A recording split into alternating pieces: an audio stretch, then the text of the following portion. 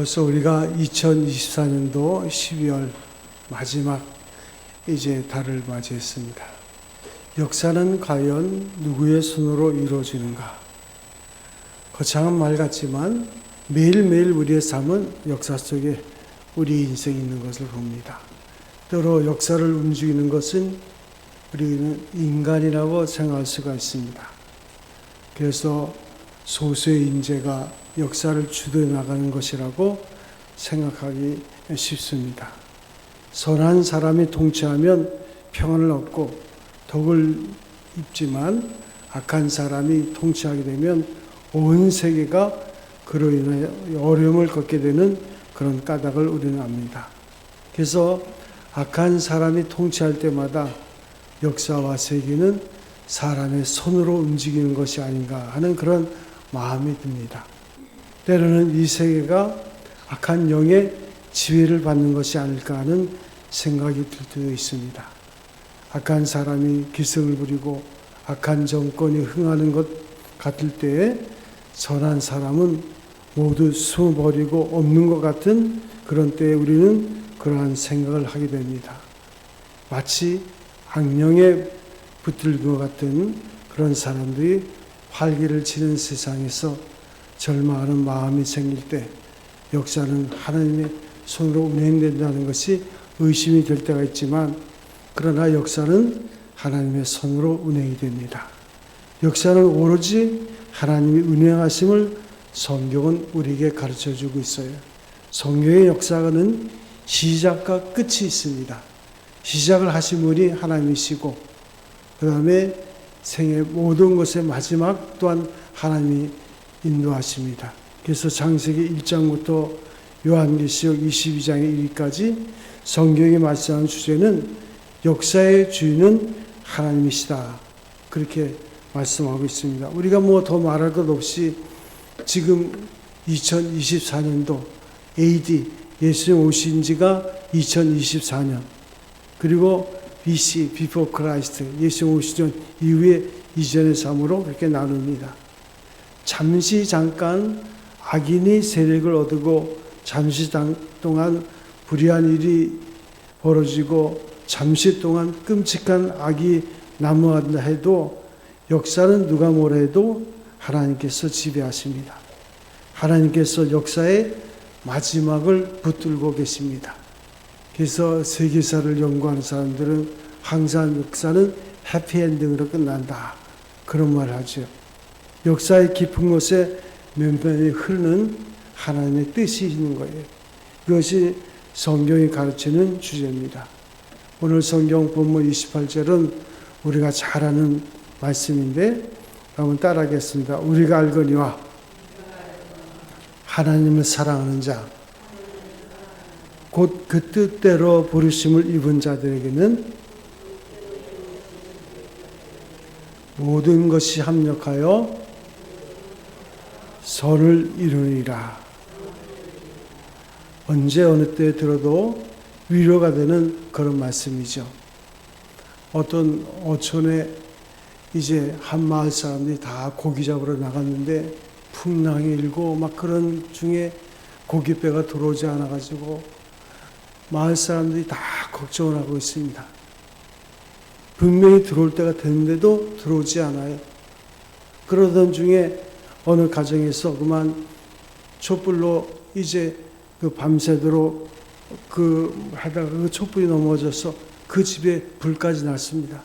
그래서 이 와중에 불까지 났다고 난리가 났는데 아침에 보니까 그 배가 돌아왔어요. 그 배를 타고 돌아온 사람들이 말하기를 그 풍랑 가운데 그렇게 헤매다가 그 어느 육지 가운데서 큰 불이 일어나는 걸 보고 그 불길을 쫓아서 얻어보니까 결국 이제 집으로 돌아오게 됐다고. 우리가 생각했던 화인 것 같지만 그 모든 것이 합력해서 선을 이루는 개인의 삶뿐만 아니라 역사의 삶 속에도 모든 것을 합력하여 선을 이루신 분이 살아계신 하나님입니다. 어느 때 읽어도 우리의 마음을 평안케 해주는 그 말씀이에요. 귀한 신앙의 고백입니다. 그래서 늘 우리는 생각하기를 주를 사랑하는 자, 곧 그 뜻대로 부르심을 입은 자들 누굴까요? 여러분과 저입니다. 그 모든 자에게는 하나님께서 합력하여 선을 이루신다. 시편 기자는 시편 전체를 통해서 하나님은 선하시고 그 인자하심이 영원하다고 거듭 강조하고 있어요. 여러분은 하나님을 어떤 분이라고 생각하십니까? 하나님은 선하다고 보십니까? 아니면 폭군으로 보십니까? 하나님은 여러분을 도우시는 분일까요? 아니면 우리를 괴롭게 하는 분일까? 하나님의 이름을 부를 때 과연 내 마음이 위로를 받습니까? 아니면 여전히 불안합니까? 어느 편입니까? 하나님은 선하시다. 적어도 내게는 선하신 하나님이라. 그런 고백이 오늘 우리의 삶 속에 있어야 될 줄로 믿습니다. 우리가 성경에 보면 예수님이 제자들과 함께 저편으로 건너갈 때 배를 타고 가십니다. 그 조그만 배가 풍랑을 만나서 그 풍랑 가운데 이제 흔들리게 되고 위험에 처하게 되고 배 안으로 물이 자꾸만 들어오고 그런 가운데 보니 예수님은 고온하게 주무시고 계신 거예요. 이 제자들이 참다 못해서 그 주무시는 예수님을 흔들어 깨우면서 말합니다. 주여 우리를 구원하소서. 우리가 죽겠나이다. 이때 예수께서 하신 말씀이 무엇일까요? 마태복음 8장 22절 또 27절에 있는 말씀 가운데 보면 너희가 어찌하여 무서워하느냐? 믿음이 적은 자들아. 예수님께서 말씀하시는 그 믿음이란 무엇입니까? 풍랑은 하나님의 손에 달려 있다고. 이 배도 하나님의 손 안에 있다고. 온 세계가 하나님의 손 안에 놓여 있다. 왜들 두려워하냐? 그 말씀이죠. 그래서 이 고요의 마음, 평안의 마음이 우리에게 절실히 필요한 시대를 우리가 살고 있어요. 하나님은 선하십니다. 선하실 뿐만 아니라 오늘의 본문에 보면 선을 이루시는 하나님, 강한 표현입니다. 이것은 행동적인 거예요. 기다리는 선이 아니라 찾아 이루시는 행동의 선이십니다. 그래서 최선을 만드시는 하나님, 최선을 이루시는 하나님, 이것이 구원받은 자가 가질 역사관이에요. 우리의 지금의 시대는 참으로 악한 시대를 살고 있어요. 얼마 전에도 어떤 영화 배우가 그 어떤 어린 그 자매를 임시시켜서 아이를 낳았어요. 그 옛날 같으면 말이 되냐 그러지만 요즘은요, 그 사건을 보는 시각이 틀려요. 어떤 분들 대부분 뭐냐면 그 사건을 인정해야 된다. 꼭 부모 밑에서 자녀가 자라야 되냐? 혼자도 할 수 있다. 그래서 아마 거기에 대해서 돈으로 대가를 많이 치르고 그러면 결혼하지 않아도 얼마든지 이룰 수 있다. 그래서 제가 이렇게 인터넷 쑥 찾아보니까 어느 광주일보인가 거기서는 그걸 아주 크게 다뤘더라고요. 뭐라고 다뤘냐면 우리 전라도 지방에서만 해도 약 4몇 %가 그렇게 혼자 아이를 키우는 사람들이 많다는 거예요. 전국적으로 보면 19,000명이 결혼하지 않고 아이를 낳아서 혼자 키우는 사람들이 많다는 거예요. 어떤 국회의원은 그것을 입법화시켜가지고 그들도 다 보장을 받아야 된다. 그러면서 그 영화 배우가 워낙 유명한 사람이니까 그 사람에 대해서 동정을 해야 된다.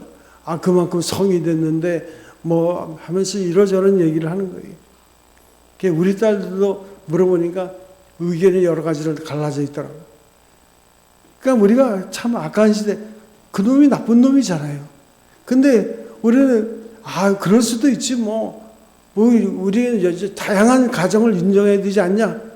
그러다 보니까 동성애까지도 하나의 가정으로 지금 우리나라는 법적으로는 그렇게 인정하고 있습니다. 그래서 그 여자 남자가 사는 그 가정뿐만 아니라 동성애 가정도 법적으로는 보호를 받고 있어요. 우리가 그것이 특별히 사랑이라 기독교 안에서도 온갖 나무에서 어떤 목사는 그들을 축복하는 것이 상이다. 이거 교단에서는 그 목사를 정죄해야 된다.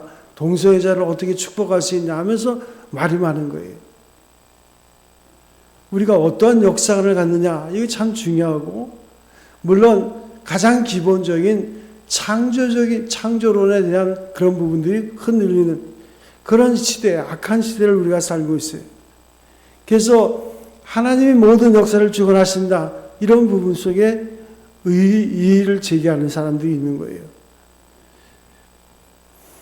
그래서 늘 우리의 삶은 믿음으로 구원 얻은 자의 영원한 찬송이요, 계속적인 간증이 우리에게 있어야 되는데, 이러한 마음으로 바라볼 때는 자신의 모습도 선하게 비춰지는 거예요.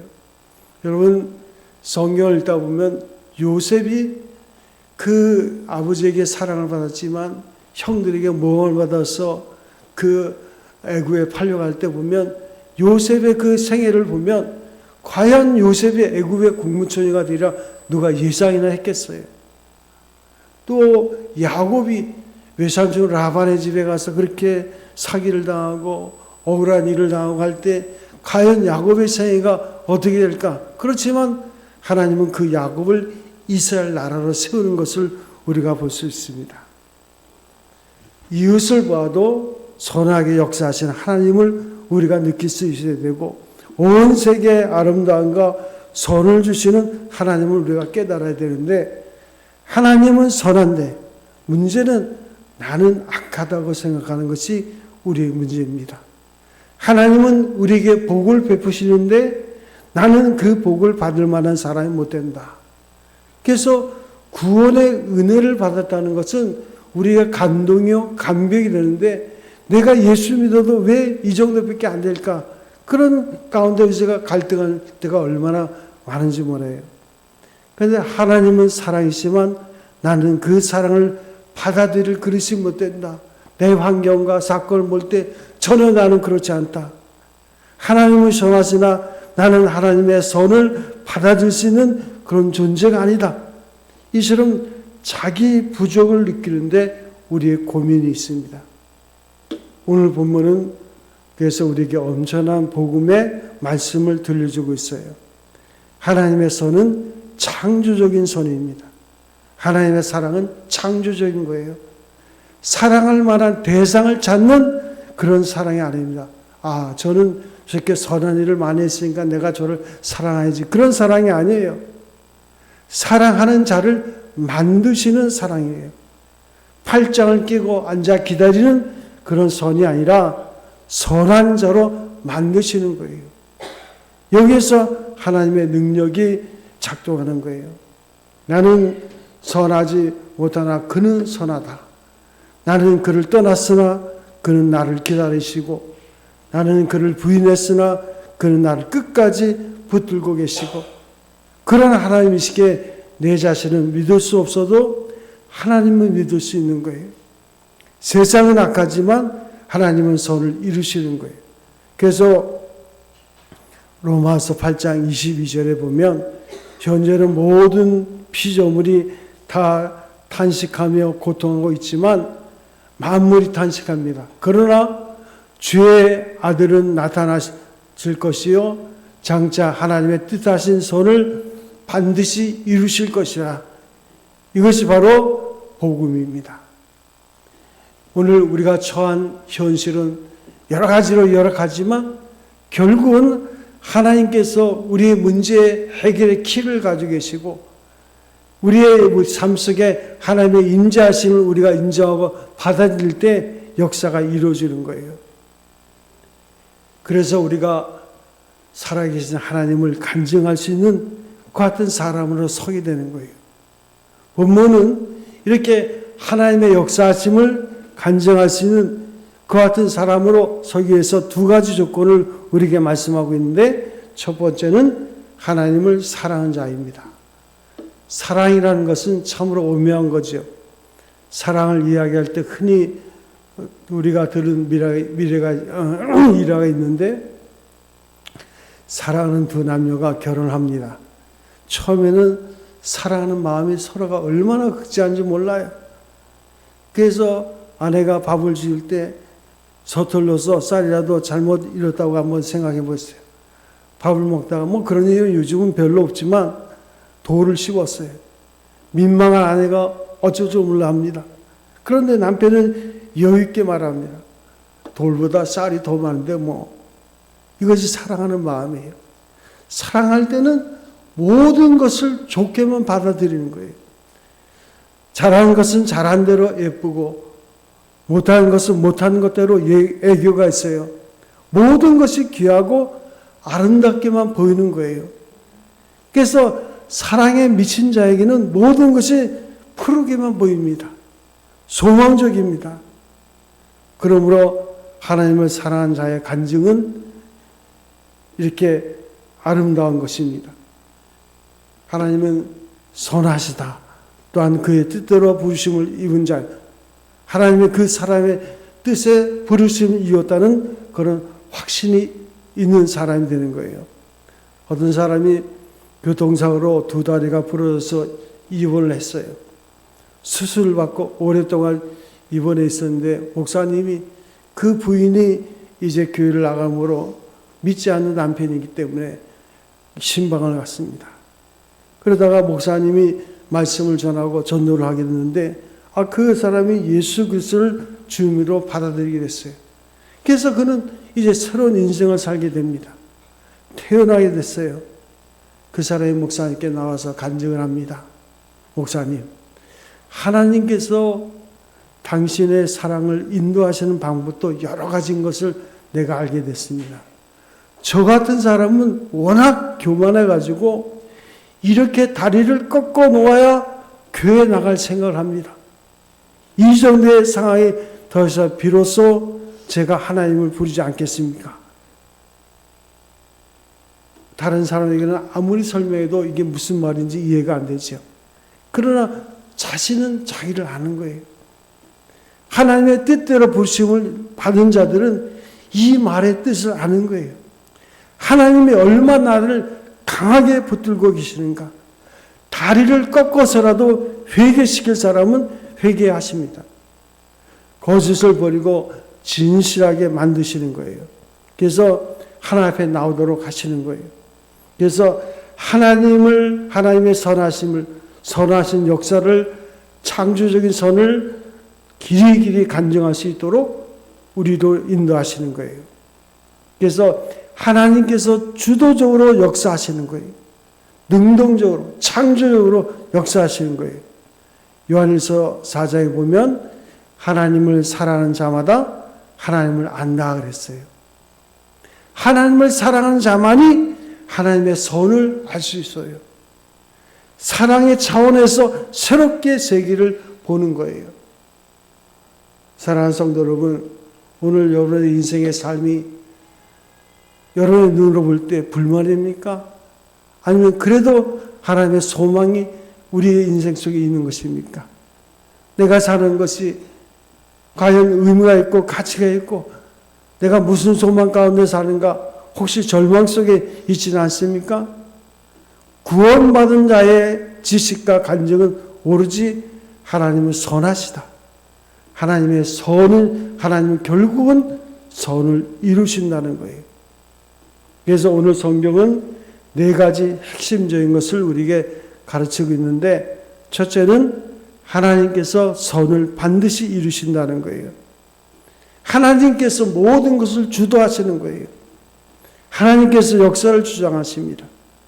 그가 십자가로 사랑을 보증하시고 죄인을 구원하사 믿음으로 의롭다 하시고 의롭다 하신 능력으로 반드시 하나님은 선을 이루십니다. 선을 시작하신 이가 선을 완성하시고 죄 가운데 붙으신 이가 결국은 우리를 의인으로 만드시는 거예요. 오늘 이 본문을 기록한 사도 바울도 때로는 나약할 때가 있었습니다. 그때마다 그는 생각합니다. 내가 어떻게 부름을 받는가? 다메섹 도상에서 나를 부르신 하나님, 내가 죄인이었을 때, 하나님과 원수되었을 때, 하나님을 알지도 못할 때 나를 부르신 하나님, 그 하나님께서 나를 놓지 않으실 것이다. 그는 그의 서신에서 이러한 신앙을 간증하고 있어요. 그래서 빌립보서 1장 16절에 보면 그는 감옥 속에서 말합니다. 결국 착한 일을 시작한 이가 그리스도 예수의 날까지 이루실 줄을 확신하노라. 또한 하나님의 선하심을 간증할 수 있는 믿음의 사람은 두 번째로 하나님께서 반드시 선을 이루신다는 것, 사랑하는 자에게 주어지는 모든 것, 저 구체적인 현실을 의미하는 거예요. 여기에는 우연이 없습니다. 성공과 실패, 건강과 질병, 명예와 굴욕, 평화와 전쟁, 이 모든 것이 초월해 계시는 하나님의 높은 섭리와 뜻 가운데 놓여있다는 것을 아는 거예요. 우리가 알든 알지 못하든 납득하든 그러지 못하든 우리에게 일어나는 모든 일이 반드시 선을 이루시는 하나님의 뜻에 의한 거예요. 우리는 뒤늦게야 이것을 깨닫게 됩니다. 그때 내가 왜 어려움을 당해야 했는지, 왜 내게 실패가 있고 질병에 시달리며 이렇게 절박한 고독으로 고통당해야 하는지 지금 당장은 알지 못해요. 우리가 욥기를 읽다 보면 욥이 그 시대에 있어서 동방에서 최고의 부자였어요. 그런데 한순간에 그의 모든 부유함이 나락이 돼버리고 그의 10명의 자녀들이 다 사라져버리고 욥 자신도 욕창에 걸려가지고 얼굴이 시커멓게 되고 쓰레기더미에 앉아있는 그런 비참한 가운데 있습니다. 욥의 친구들이 그를 찾아와서 처음에는 못 알아봤어요. 욥이 이렇게 변할 수 있나? 그의 아내도 하나님을 저주하고 죽으라고. 하나님이 살아계시다면 이런 하나님을 우리에게 무슨 믿을 이유가 있겠냐고. 그렇지만 욥기 끝부분에 가면 그 모든 환난을 지나간 다음에 욥은 새로운 진리를 깨닫고 고백합니다. 나의 가는 길을 오직 그가 아시나니 그가 나를 연단하신 후에는 내가 정금처럼 나오리라. 모든 것을 아시고 인도하시는 주님을 그가 간증하고 있어요. 얼마 전에 그 주니어 트럼프라고 트럼프의 큰아들이 그 8월 달에 그 여의도 순복음교회에 와서 간증을 했습니다. 7월 달에 어떤 일이 있었냐면 그 트럼프가 유세하다가 총을 맞았어요. 그런데 그 주니어 트럼프 그 큰아들 이야기는 아버지가 연설할 때 이렇게 좌우로 고개를 흔들지는 않는데요. 그런데 그날따라 이렇게 고개를 흔드는 순간 총알이 옆으로 지나가서 살았다는 거예요. 그래서 온 가족 식구들이 우리 아버지를 하나님 만드셨다. 하나님의 손이 우리 아버지를 만드셨다. 그래가지고 그 위기가 어찌 보면 위기였죠. 그런데 그 계기를 통해서 온 가족 식구들의 믿음이 성장하는 계기가 됐다고 그런 간증을 하는 것을 들었습니다. 하나님은 즉흥적으로 볼 때는 그 순간 모든 내게 어떤 도움이 될까 하지만 결국은 합력하여 선을 이루신 하나님. 올 여름에도 우리가 보면 날씨가 덥고 여름에는 날씨가 왜 이렇게 덥냐고 좀 시원하면 좋겠는데 그렇지만 여름이 시원하면 식량 문제가 발생합니다. 농학자들의 말을 빌리면 이 더운 날이 얼마나 지속되느냐에 따라서 일조량에 따라서 농작물의 열매가 좌우가 되는 거예요. 하루 이틀 심지어 몇 시간의 차이에도 그 작황이 달라지는 거예요. 신선한 기운이 들기 시작하고 이제 성장 끝이 나고 열매를 맺기 시작합니다. 이 더위와 추위에는 모든 의미가 있어요. 우리가 겪는 형편과 환경의 모든 것이 결국은 합력하여 선을 이루시는 거예요. 그래서 합력하여 선을 이루시는 하나님, 반드시 하나님은 선과 악이 합력하여 선을 이루시는 거예요. 그 성격 조사를 할 때 보면 예수님의 성격, 그 제자들의 성격이 아주 다양합니다. 그 베드로나 그 사도 바울 같은 그 베드로 같은 것도 다혈질 그런 부분들이 있는 거예요.